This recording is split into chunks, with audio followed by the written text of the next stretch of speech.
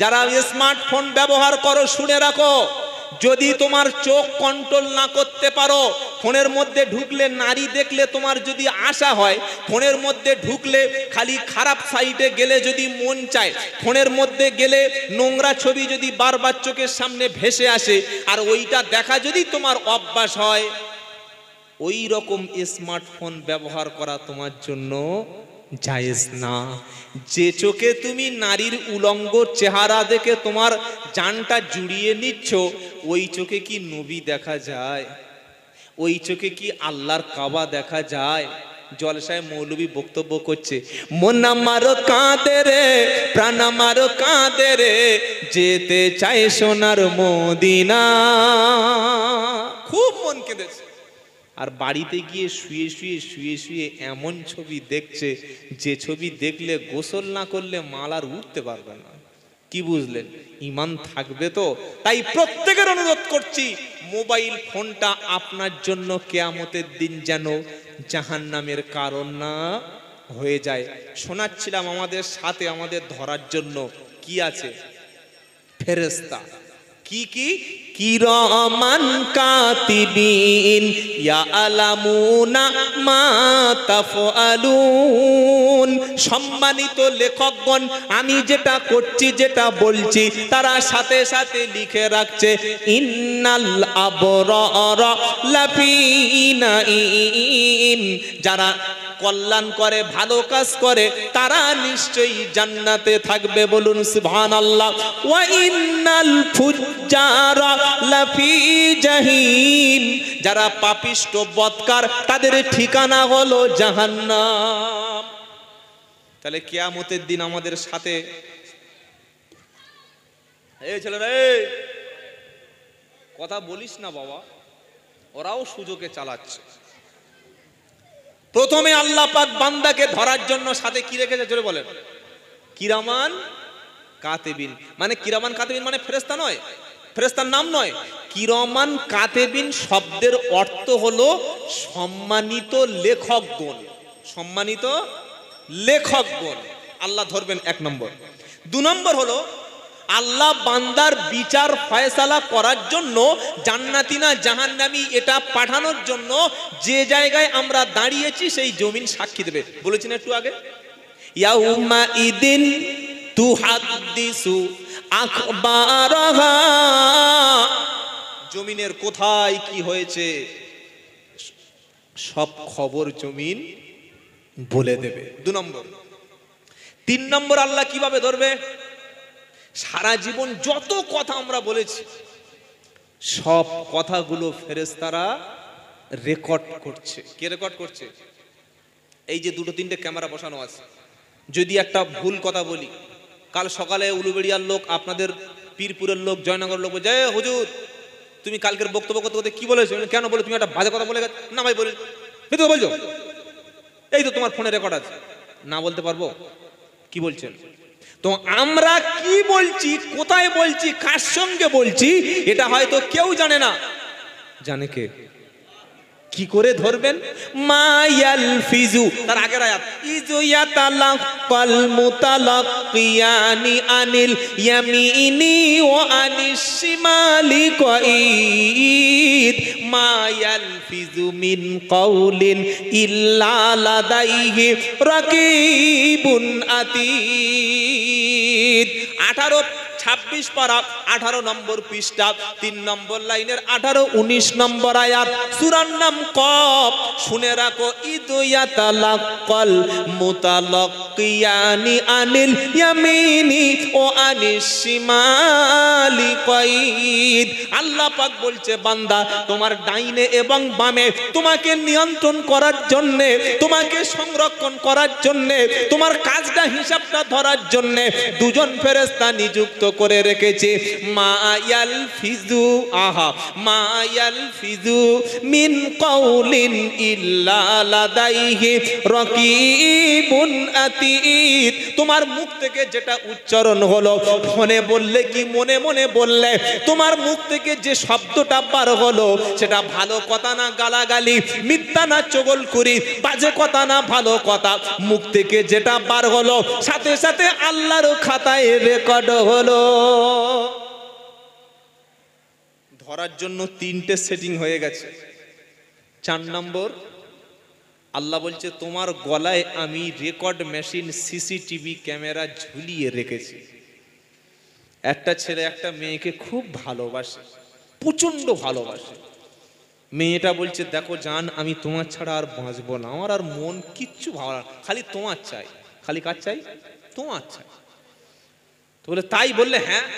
তো বললে চলো তাহলে ঈদের পরে ঘুরতে যাই। বললে কোথায়? বললে এক কাজ করা হোক, দীঘায় যাও। তাই? বলে হ্যাঁ। হোটেল বুক হয়ে গেল। বিয়ে করেনি, দুজনে একই রুমে ডেটিং করলো, দুজনে সেক্স করলো, জেনা করলো। ওখানে যদি সিসি ক্যামেরা থাকে এ কাজ কেউ করবে? এই জোরে বলে করবে না।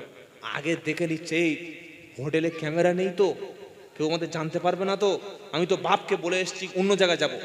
ছেলেটা বলছে আমি আমার বাপকে অন্য জায়গায় যাবো বলে এসেছি, তাড়াতাড়ি বাড়ি ফিরতে হবে। ক্যামেরা যদি না থাকে তাহলে পাপ কাজ করতে সুবিধা হয়।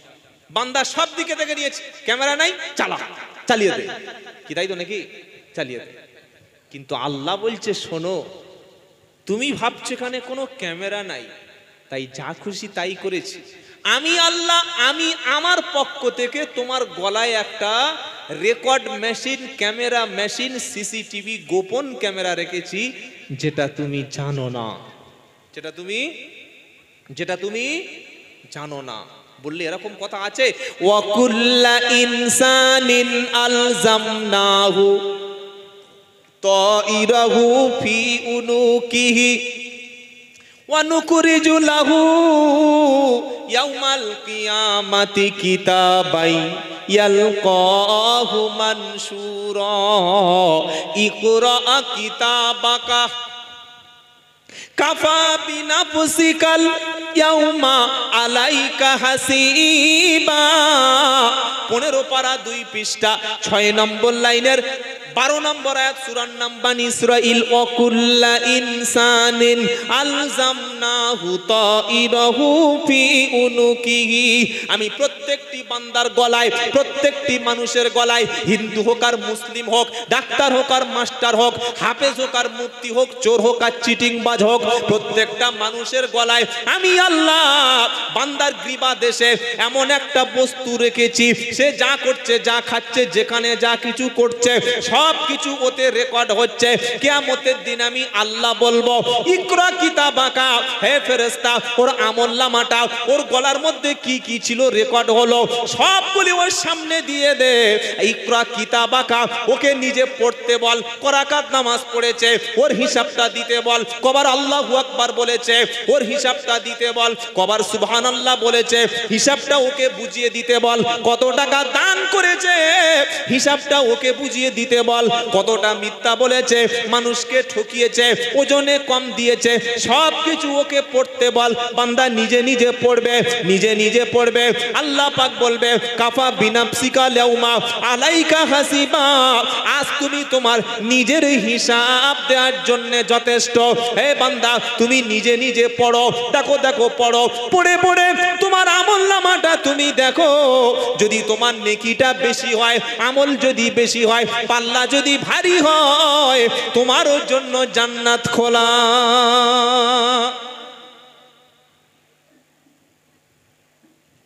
বান্দা পড়বে আর বলবে আল্লাহ যদি একটু নামাজ বেশি পড়তাম, যদি একটু দান বেশি করতাম, যদি দরুদ শরীফটা 2 বার বেশি বলতাম, যদি জলসায় বসে বসে কোরআন শুনতাম, তাহলে আমার আমলনামাটা একটু ভারী হতো। এবার বসে বসে ভাবুন, অনেক জলসা শুনেছেন, এই বয়স পর্যন্ত, আজকের পর্যন্ত যদি আমাদের জ্ঞান হওয়ার পর থেকে নেকি আর পাপের খাতা চালু হয়ে গেছে, আজকে দিন পর্যন্ত যা কিছু করেছি এগুলি যদি মাইকে সবার সামনে পড়তে বলি, কে কে পারবেন হাত তুলুন।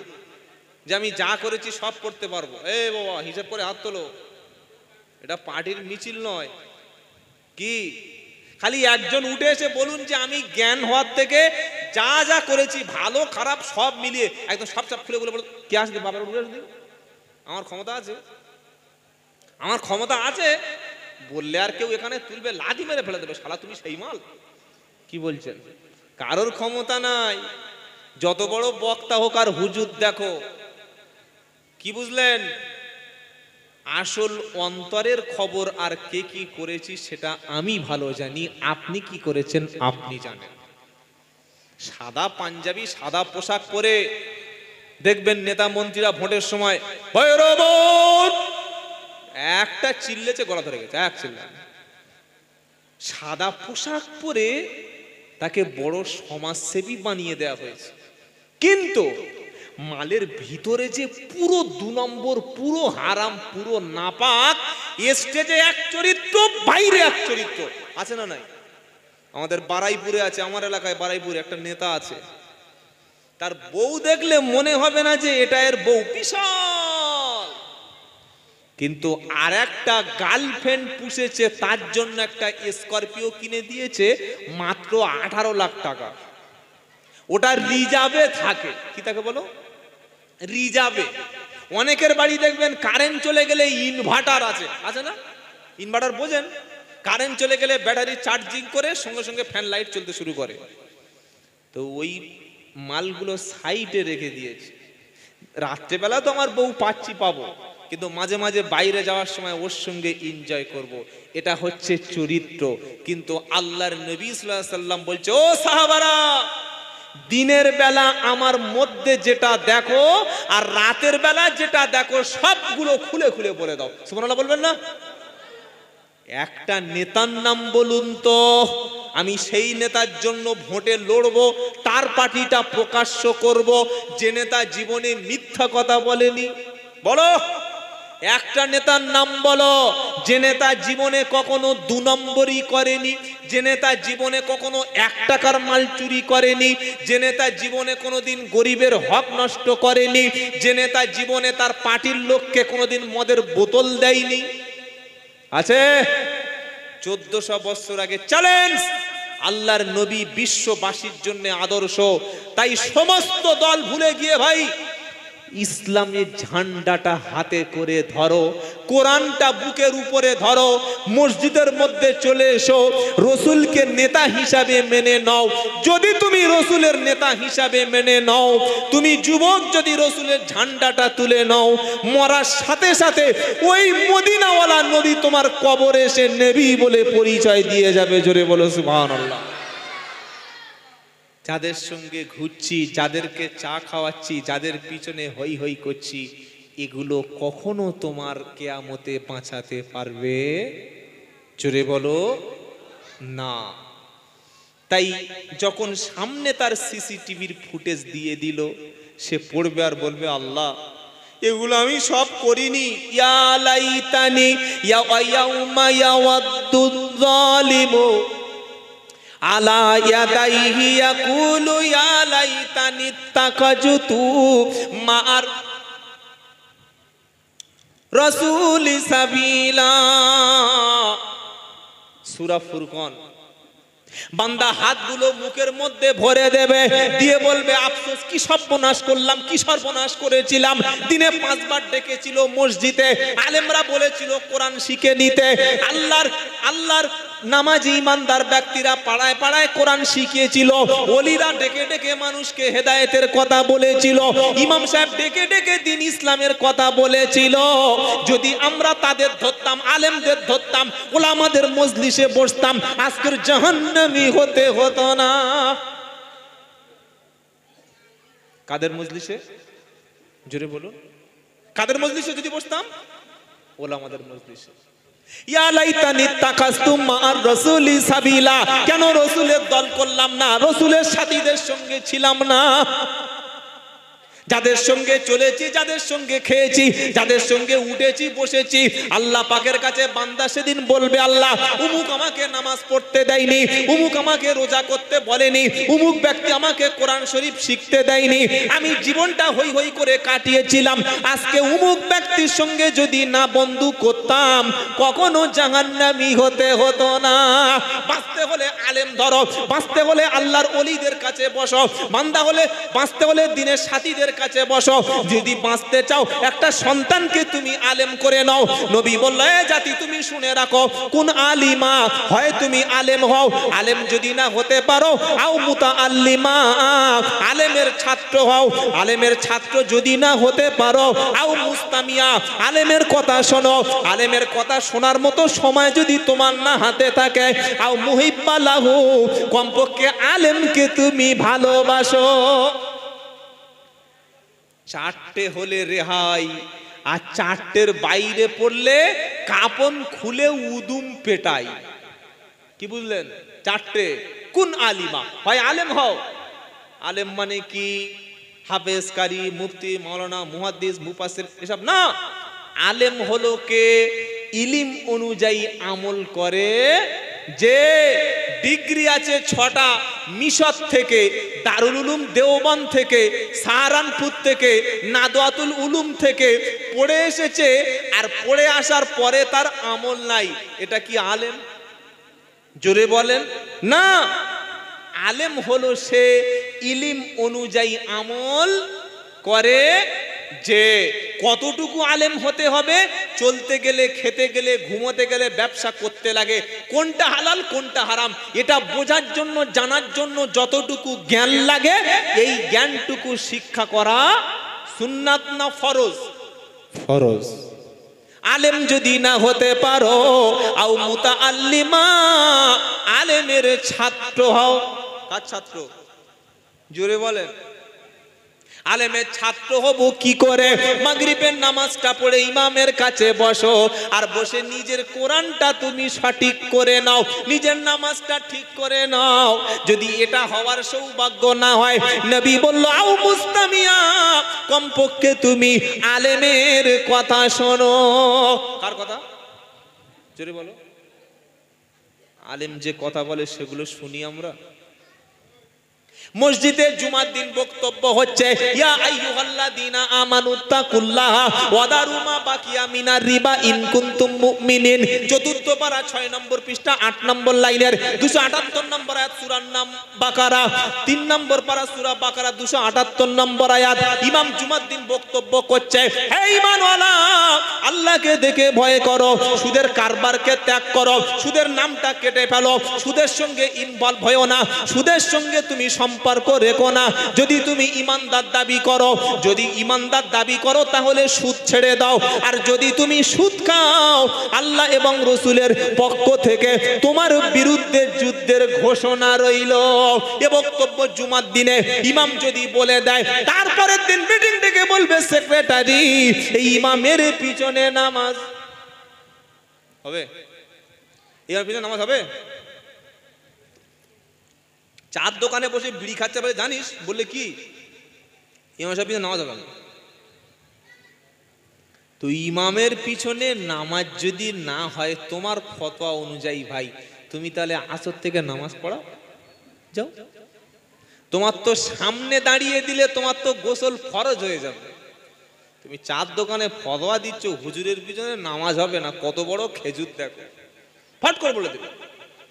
নামাজ হবে কি হবে না এটা একমাত্র ঠিক করতে পারে, বলতে পারে কোন হাক্কানি আলেম।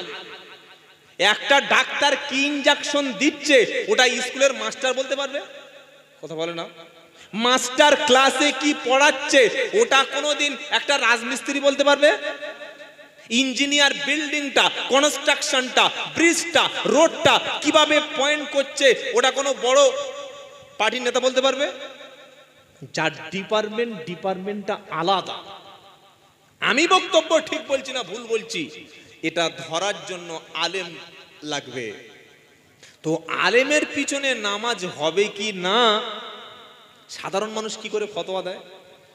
শুনে রাখো মুসলমান, যদি বাঁচতে চাও মসজিদে যোগ্য ইমামের কাছে বসো, আর বসার সময় ছাত্রের মতো বসো।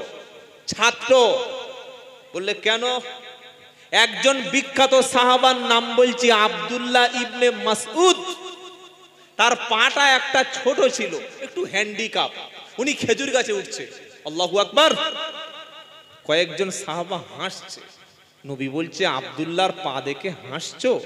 এই আব্দুল্লাহর আমলটা এত বেশি, কিয়ামতের দিন ওই পা যদি কোনো পাল্লায় চাপিয়ে দেয়া হয়, আর ওহদ পাহাড়টা যদি আরেকটা পাল্লায় চাপিয়ে দেয়া হয়, আব্দুল্লাহ ইবনে মাসউদের পাটা সেদিন ভারী হয়ে যাবে।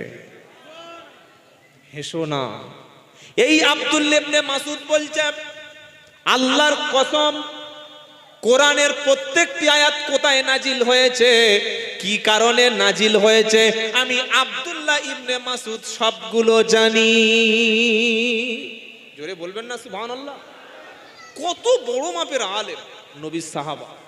আব্দুল্লাহ ইবনে মাসউদ বলছে আমি যদি জানতে পারি যে আমার চাইতে বড় কোনো কোরআন জানা ব্যক্তি পৃথিবীতে আছে, তাহলে আমি সেখানে ছুটে দ্রুত চলে যাব, তার কাছে গিয়ে কোরআন শিক্ষা করার জন্য নিজেকে ছাত্র হিসাবে পেশ করব। সুবহানাল্লাহ বলতে ইচ্ছা করলো না? আল্লাহু আকবার। আমরা 4টে সূরা 6টা পেশাব পায়খানা দোয়া শিখে বলছে ইমামের পিছনে নামাজ হবে না। খবরদার ফতোয়াবাজি করো না, কথা মনে থাকবে ইনশাআল্লাহ। ফতোয়াবাজি করতে করতে সব শেষ। আমরা কাফের ফতোয়া দেয়, ও কাফের, ও কাফের। ও কাফের কি কাফের না তুই জানলি কি করে? ভাই তোর ইমানটা কি আছে তাই দেয়। ও বেনামাজি, ও সুদ খায়, ও ঘুষ খায়, ওর মেয়ে পালিয়েছে, ওর বউ এই করে। কিয়ামতের দিন আল্লাহ কিন্তু কারোর ব্যাপারে কারোর জিজ্ঞাসা করবে না, আপনাকে ঠিক জিজ্ঞাসা করবে। মনে থাকবে ইনশাআল্লাহ। নিজের চিন্তাটা করুন, নিজের আমল নিয়ে চিন্তা করুন। তাহলে কি শোনালাম? হয় আলেম হও, আলেম না হতে পারলে আলেমের ছাত্র হও, ছাত্র না হতে পারলে আলেমের কথা শোনো। আর আলেমের কথা শোনার মতো সুযোগ যদি না থাকে, কমপক্ষে তুমি আলেমকে ভালোবাসো। বাসবো ইনশাআল্লাহ, জোরে বলি। আলেমকে যদি মানুষ ভালোবাসতো, তাহলে 6000 টাকা কিভাবে ইমামের মাইনে দিত? হুগলির ধনিয়াখালী বলে একটা থানা আছে। এই ঈদের 1 মাস আগে জলসা করে এসেছি। ইমাম সাহেবটা একদম জোয়ান ছেলে। ও ভাই কত দিচ্ছে মসজিদ থেকে? বলছে মসজিদ কমিটি 3000 দেয়, আর উপর থেকে 3000 আসে। উপর থেকে মানে ওয়াকাব বোর্ড থেকে 6000 মানে দিনে 200 টাকা। 1 কেজি সরিষার তেলের দাম কত? 135-40। 1 কেজি আলুর দাম কত? 40 টাকা। পটল 60 টাকা, উচ্ছে 70 টাকা, শসা 120 টাকা। খাবি কিরে পাগলা, ঝাঁঝে মরবে। তো ইমামের মাসের শেষে 5000 টাকা যারা দিচ্ছে, এই ইমাম টাকা ঘর পর্যন্ত আর যাবে? কি বুঝলেন? আমাদের ইনসাফ খুব কম। বর্তমান বাজারে আপনার ছেলে 1 মাস বাইরে থেকে কাজ করে যদি 6000, 4000, 5000 টাকা আপনার হাতে দেয়, আপনার মেজাজ ঠিক থাকবে? সেই কাজে ছেলেকে পাঠাবেন? আর পাঠাবেন না। তাহলে আপনার ক্ষেত্রে যদি এমন হয়, ইমামের তো বাপ আছে, তার তো মা আছে, তার তো বউ আছে, তার তো ছেলে আছে। তোমার বউয়ের শাড়িটা 4000 টাকা, তোমার বেটার কাপড়টা 3000 টাকা, আর ইমাম সাহেব কি রেশনের কাপড় পরাবে বউকে? তার বিবি যদি বলে ভালো একটা কাপড় আনো, তার মা যদি বলে একটা শাড়ি দাও, তার বাপ যদি বলে বাবা তো ইমামতি করে আসছিস একটা লুঙ্গি দাও, পাবে কোথায়? ইনসাফ করবেন। ইনসাফ যদি না করেন, ওই ইমামের পিছনে নামাজ হবে না। কেন? পেটে ক্ষুধা থাকলে, বুকে কষ্ট থাকলে নামাজে দাঁড়ালে মন বসে না। ইমামের নামাজ যদি না হয় তো মুক্তাদির কি হবে ভাই? আর অধিকাংশ মসজিদে ইমামদের সঙ্গে দুর্ব্যবহার করা হয়। কুরবানির গরুর দাম কত? 1,20,000, 80,000, 70,000। পেটে হাত দিয়ে বলছে মালের সাইজ দেখো। কুরবানির দিন ইমামের হাতে গরু জবাই করে কত দিয়েছিলে বলো? 500, 600 না 150? 100? অনেক বেশি দিয়েছে। চামড়াটা দিয়ে দেবেন, হুজুর চামড়া খাবে। ছি ছি ছি ছি ছি।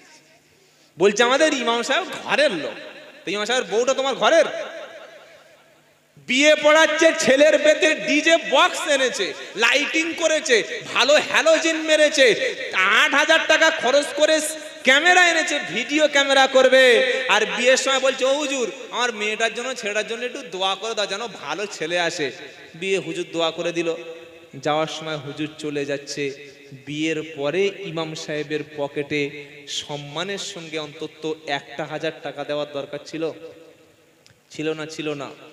1,000 টাকা ইমামকে ইমাম বলে বা কাজ করেছে বলে দেবেন না। কেন দিচ্ছেন? এটা আলেমকে ভালোবেসে। আলেম হলো নবীদের ওয়ারিস। সুবহানাল্লাহ। আলেম হিসাবে দেবেন, তখন দেখবেন দিলটা খুশি হবে আর আপনার সংসারে আগুন লাগবে না। বিয়ে পড়িয়েছে এখনো টাকা দেয়নি, ফের একটা ছেলে হয়েছে বলছে হুজুর ফুঁক দাও। হুজুর তখন এমন ফুঁক দিয়েছে ছেলের মাথায় ঘা হয়ে গেছে। কি বিনা পয়সায় কতদিন চলবে? টাকা বাকি রাখবেন না। রাগ করছেন কথাটা বললাম বলে? ইমামদের রাখবেন ভালো জায়গায়। সিঁড়ির তলায় মাল শিয়ালের মতো শুইয়ে রেখেছে, সিঁড়ির তলায় সাপ, বিচে, কেঁচো, ছুঁচো, ইঁদুর কুটকুট কুট করে কামড়াচ্ছে। বলে হুজুরদের আবার মশা মাছি কামড়ায়, তুমি কিরকম হুজুর গো, তোমার ফয়েজ নাই? কত বড় পিসে বলছে হুজুরদের মশা মাছি কামড়ায়। নবীর তো মশা বসতো না, ফুরফুরা দাদা হুজুরের পোকা কামড়াতো না, খাজা মঈনুদ্দিন চিশতি দেখলে সাপ ভয় করতো। তো তুমি ইমাম সাহেব তোমার কেরামতিটা কই? মশা তোমার কামড়াচ্ছে কেন? কত বড় শয়তান চিন্তা করো। মসজিদে এসি লাগাইছেন ভালো, কিন্তু মহল্লার প্রত্যেকটি বাচ্চা যেন কোরআন শিখতে পারে। ইমামকেও মাঝে মাঝে একটু এসিতে রাখবেন যেন তার মনটা একটু শান্ত হয়। কথা মনে থাকবে ইনশাআল্লাহ।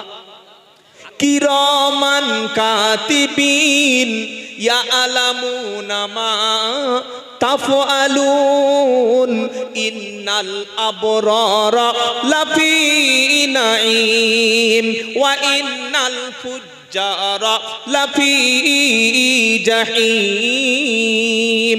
এগুলো গল্প করছি তো নাকি? কোরআন আল্লাহ কিভাবে ধরবে কোরআন। কিরামান কাতিবিন ইয়ালামুনা মা তাফআলুন ইন্নাল আবরারা লাফি নাঈম ওয়া ইন্নাল ফুজ্জারা লাফি জাহিম। জোরে বলবেন না সুবহানাল্লাহ? আরো জোরে, আরো জোরে। গতকাল ফুরপুরা শরীফে একটা কেরাত প্রতিযোগিতা হয়েছে, দেখেছেন? দুদিন আগে তোয়া সিদ্দিকের বাড়িতে, আপনারা দেখেন নাই? অনেকে বাবা দেখেন নাই কেউ? সেখানে আমাদের 24 পরগনা একটা ছেলে ফার্স্ট হয়েছে। আর বাংলাদেশ থেকে একটা কারি এসেছিল, কারি সাইদুল ইসলাম, বিখ্যাত তেলাওয়াত। সুবহানাল্লাহ। কোরআন পড়বে যেন মনে হবে আপনার অন্তরটা ভিজে যাচ্ছে, বলুন সুবহানাল্লাহ। আর একটা বিখ্যাত কারির সঙ্গে আমি ত্রিপুরায় প্রোগ্রাম করেছিলাম, ইউটিউবে সার্চ করে দেখবেন। তার নাম হচ্ছে কারি ইউসুফ আল আজহারি, আহমদ ইউসুফ আল আজহারি। পৃথিবীর এমন কোনো দেশ নাই যে তিনি কোরআন তেলাওয়াত করেনি। তো উনি যখন কলকাতা এয়ারপোর্ট থেকে ফ্লাইট ছাড়লো, আমার পিছনের দিকেই সিটে বসেছিল। ওখানে নেমে তারপরে চিনতে পারলাম যে উনি ওখানকার প্রধান মেহমান।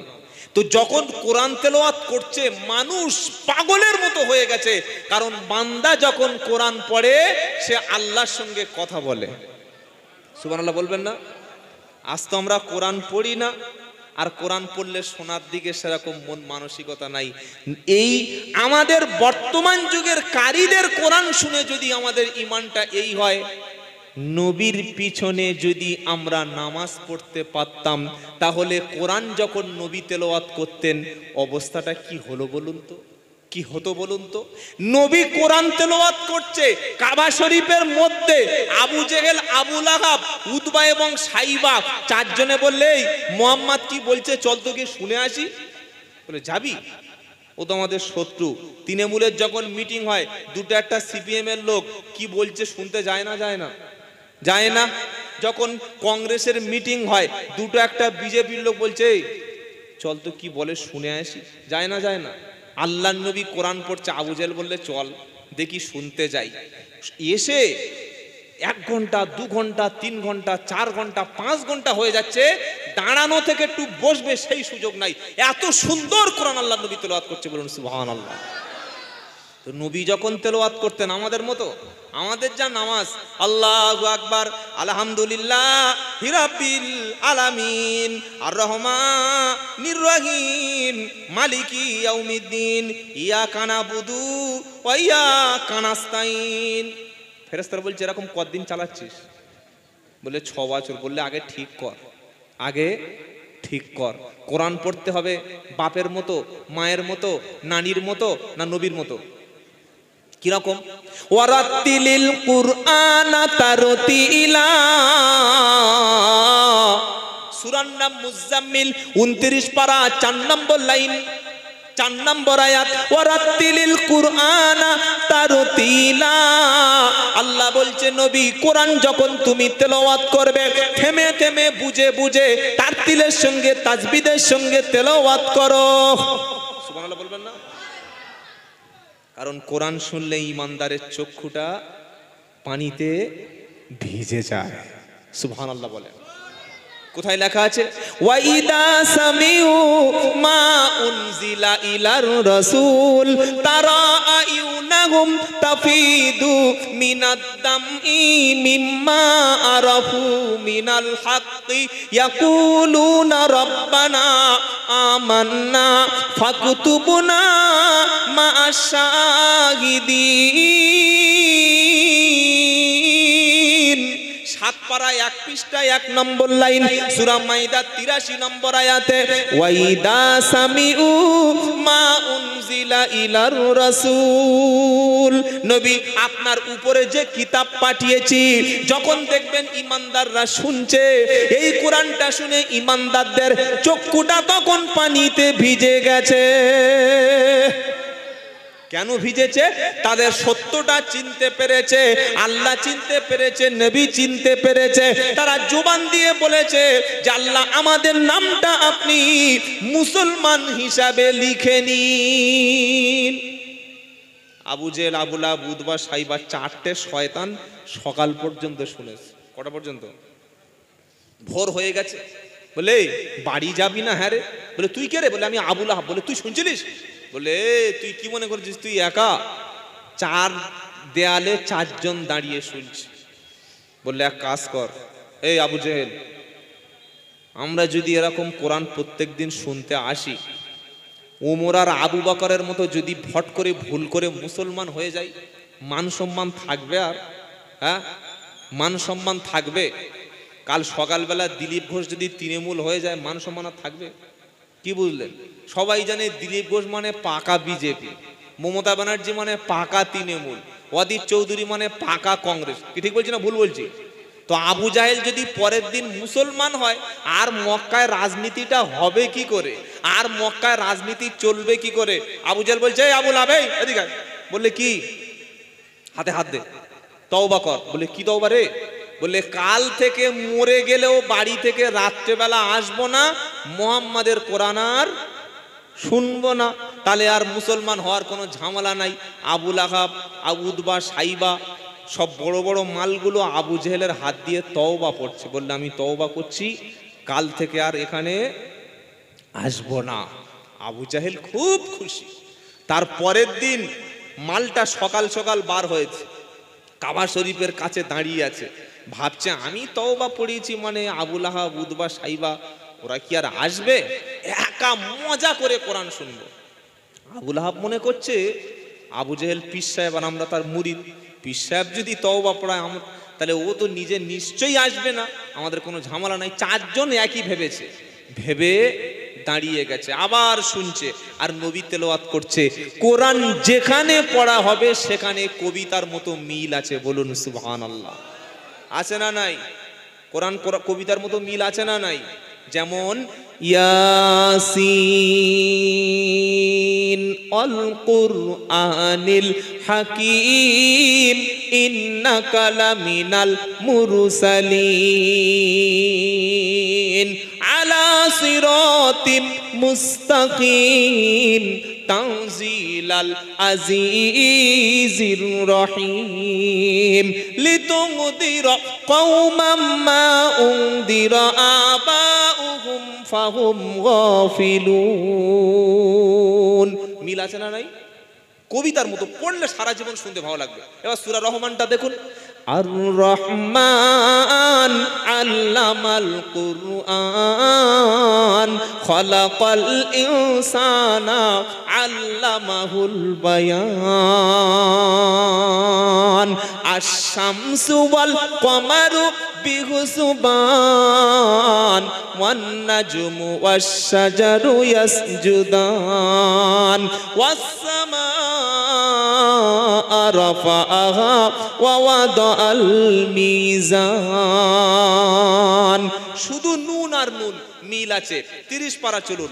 সূরা ওয়াশ-শামসি ওয়া দুহাহা ওয়াল কমারি ইযা তালাহা ওয়ান নাহারি ইযা জাল্লাহা ওয়াল লাইলি ইযা ইয়াগশাহা ওয়াস সামাই ওয়া মা বানাহা ওয়াল আরদি ওয়া মা তাহাহা ওয়া নাফসি ওয়া মা সাওআহা। যত পড়বেন শুধু হার হা সুবহানাল্লাহ বলতে ইচ্ছা করে না? তো এই রকম তেলাওয়াত করছেন, আর তেলাওয়াত তো করছেন তিনি যিনি আল্লাহর নবী। সুবহানাল্লাহ, কি মধুময় তার কোরআন। সারা রাত শুনেছে। যাওয়ার সময় ফট করে আবু জাহেলের কাঁধের সঙ্গে সেই আবু লাহাবের হাত এখানে লেগে, এই কে রে তুই, কে রে? এই মালটা তো আবু জাহেল বলে, তুই কোথায় গেলি? কোরআন শুনতে। বলি তওবা তওবা তওবা তওবা, তুমি তো কালকের আমাদের তওবা করিয়ে বায়াত করালে যে আজ জীবনে আসবো না, মাল চলে এলে।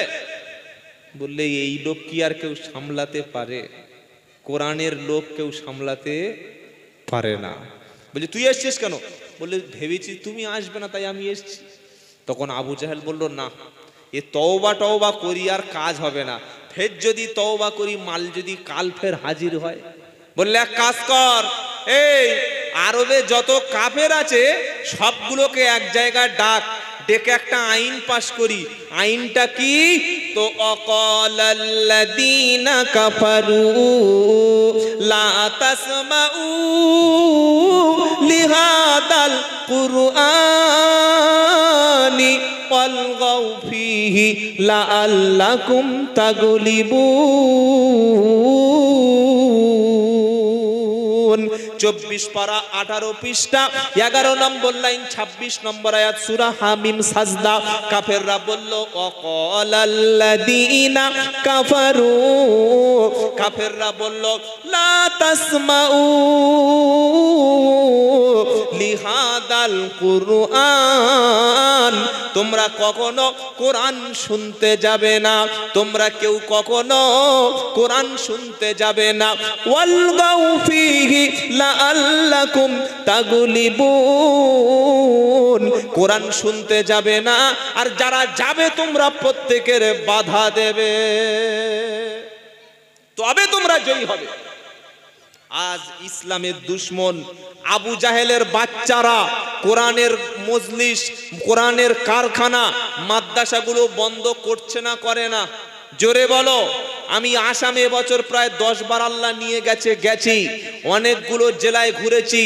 আসামের সমস্ত সরকারি মাদ্রাসাগুলি সরকার স্কুল বানিয়ে দিয়েছে, আরবি কোনো সিলেবাস আর পড়ানো হবে না।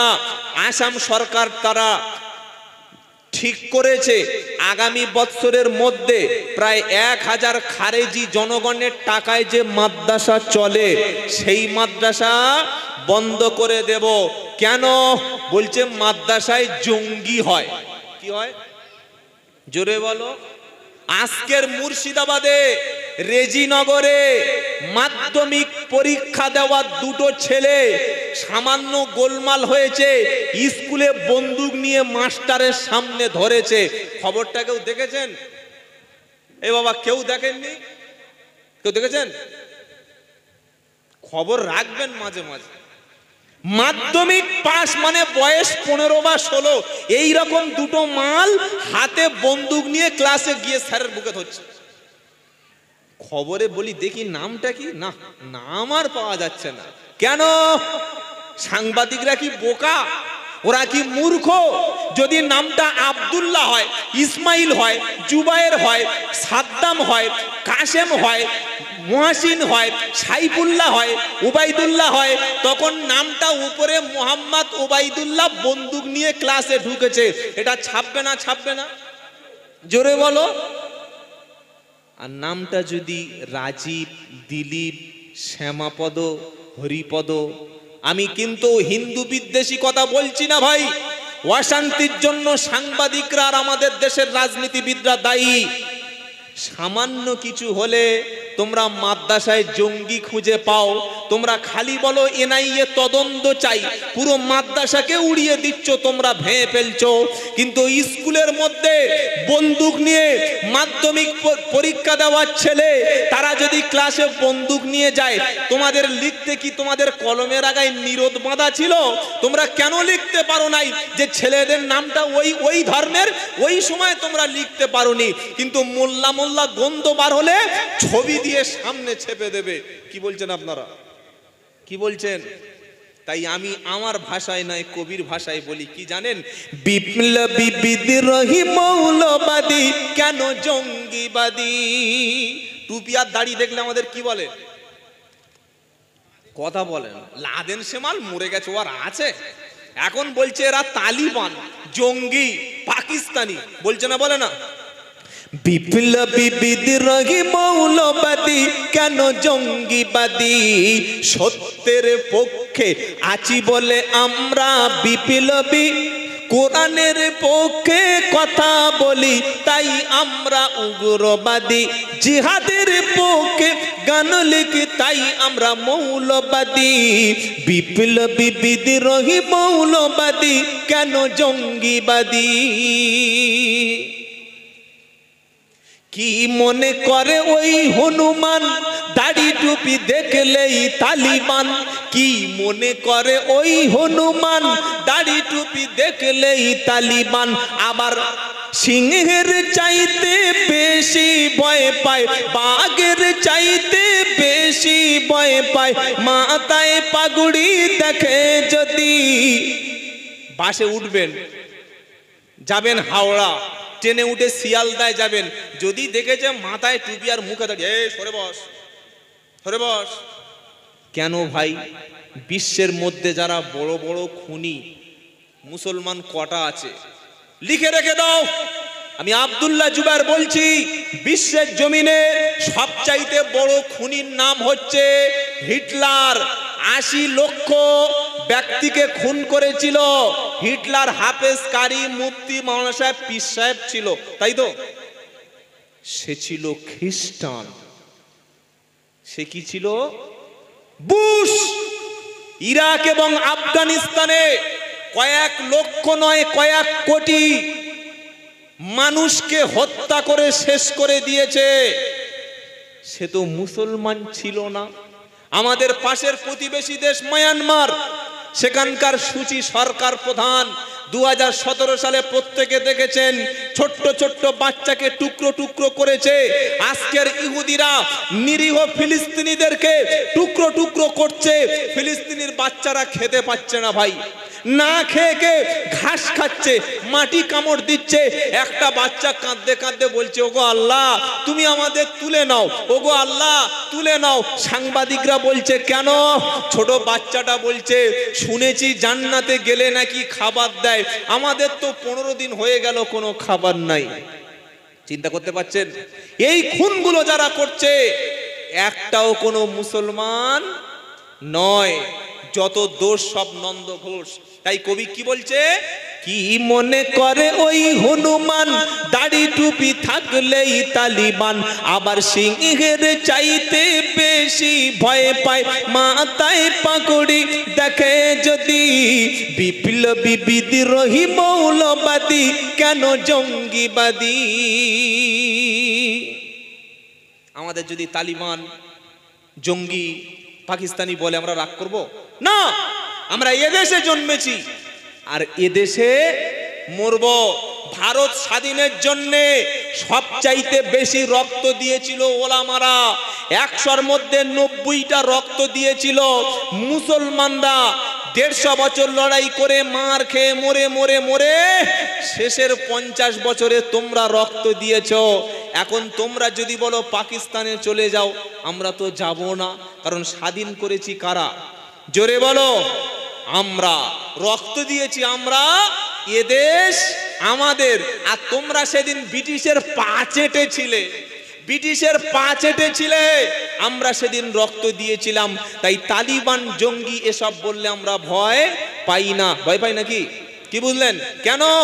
জন্মের পরে কানে আজান কি দেয়নি, তুমি মৌলবাদী ছাড়া হওনি।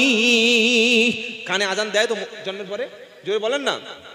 জন্মের পরে কানে আজান কি দেয়নি, তুমি মৌলবাদী ছাড়া হওনি।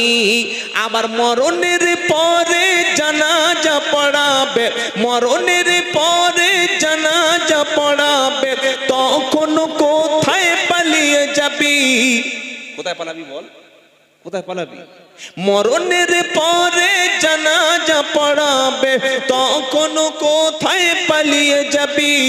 বিপ্লবী বিদ্রোহী মৌলবাদী কেন জঙ্গিবাদী? আবার কি বলছে জানেন? মাথায় যদি কেউ হিজাব পরে স্কুলে যায়, স্কুল থেকে বলছে এটা আমাদের ইউনিফর্ম না। ঠিক আছে, ভালো কথা, স্কুলে হিজাব পরা যাবে না, মেনে নিচ্ছি। তাহলে আমরা ভারতবর্ষে ধর্মনিরপেক্ষ দেশে কোনোদিন কোনো স্কুলে অনেক অমুসলিম ছাত্ররা পড়ে, সরস্বতী পূজা হয়, হয় না বাবা? হয়। কোনো মুসলমান দেখেছেন আমরা বলেছি যে স্কুলে কোনোদিন সরস্বতী পুজো হতে দেব না? না, বলিনি, বলবো না। কেন? তোমরা ধর্ম পালন করো, আমরা কারো ধর্মে হস্তক্ষেপ করব না। কিন্তু আমার মেয়েটা যখন 14 বছর, 15 বছর, 16 বছর, 18 বছর, 20 বছর হাই স্কুল, কলেজ, ইউনিভার্সিটি যাবে, সে তো আল্লাহর হুকুম মাথায় দিয়ে, ফরজ পর্দা করে, হিজাব মাথায় দিয়ে স্কুলে যাবে। তোমার হিজাব দেখলে এত চুলকানি কেন? কি আছে না নাই কিছু লোকের হিজাব দেখলে মাথা চুলকায় না? চুলকায় না। বোরকা দেখলেই তাদের শরীর জ্বালা করে। তাই কবি কি বলছে? বেহায়া নারীর এ কেমন কথা, বোরকা দেখিলেই মাথা ব্যথা। বেহায়া নারীর এ কেমন কথা, বোরকা দেখিলেই মাথা ব্যথা। আবার পর্দার কথা যদি বলি, তখন হয়ে যাই ফতোয়াবাজি। বিপ্লবী বিদ্রোহী মৌলবাদী কেন জঙ্গিবাদী? সকলে তাকবীর দেন, নারায়ে তাকবীর। আজ থেকে শপথ নাও পীরপুরের মানুষ, তোমার মেয়েটা যেদিন 12-14 বছর বয়স হবে, স্কুলে যাবে, হাই স্কুলে যাবে, ইউনিভার্সিটিতে যাবে, কলেজে যাবে, অবশ্যই হিজাব সহকারে নিয়ে যাবে। যাদের বাড়িতে কন্যা আছে, বোন আছে, স্ত্রী আছে, হিজাব ছাড়া, বোরকা ছাড়া, পর্দা ছাড়া আমরা আমাদের নারীদেরকে বার করব না। কেন? নামাজ পড়া যেমন ফরজ, রমজানের রোজা যেমন ফরজ, ঠিক নারীর সতর শরীর ঢেকে বাইরে বার করা তেমন ফরজ। কোনোদিন নিজের বউয়ের ছবিটা ফেসবুকে আপলোড করবেন না। বিয়ের দিন এরকম বড় বড় কাঠের সিংহাসন চেয়ারে বসিয়েছে, একপারে ছেলে একপারে মেয়ে বসে, সবাই গিফট আনছে, টুকটুক করে নাম লিখছে, ওটা পাশে দিয়ে দিচ্ছে আর বলছে ভাবি স্মাইল প্লিজ, দাঁত বার করো প্লিজ। সেলফি তুলে নিয়ে চলে গেছে, ফেসবুকে দিয়েছে। পাড়ার ছেলেরা বলছে কার বউ রে? এও কার? বলছে কালটুর।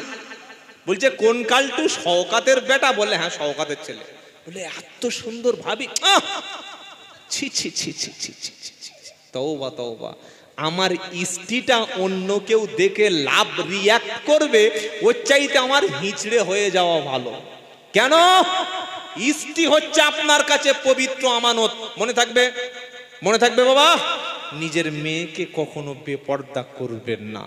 আমি পায়ে ধরে বলে যাচ্ছি, যদি কেউ নিজের বিবিকে বন্ধনে পাঠিয়ে থাকেন, এটা আপনার ঈমান নষ্ট করার জন্য এসছে। আপনার স্ত্রীকে কখনো বন্ধনে পাঠাবেন না। একে তো সুদ, আর 2 নম্বর স্ত্রীকে বেপর্দা করা হলো। যারা ব্যবসায়ী ভাই থাকলে আমাকে ক্ষমা করবেন। অনেক লোক কি করে জানেন বাবা, নিজের চায়ের দোকান করেছে, দেখছে কাস্টমার আসছে না, মাছি লাগছে না, বললে একটা এলসিডি লাগিয়ে দে। এলসিডি লাগিয়ে দেখছে যে মাল ভালো পার্টি আসছে না, বউকে বলছে তুই বস। বউকে কি বলছে? তুই বস। পাড়ার ছেলেরা দেখছে চা যদি খেতে হয় ভাবির দোকানে খাবো, দরকার হয় চা লবণ মিষ্টি কম হয় হোক, চা গন্ধক তাও খাবো। কি যে দোকানে মেয়েরা বসে কাস্টমার আছে না নাই? জোরে বলো না। আছে। এটা হচ্ছে আল্লাহর পক্ষ থেকে ইমানদারদের জন্য নেয়ামত। আর বিয়ের আগে হলো এটা ফিতনা। বিয়ের আগে কি? জোরে বলো, ফিতনা। তাই আমরা সকলে ফরজ পর্দা স্ত্রীদেরকে করব, বলুন ইনশাআল্লাহ।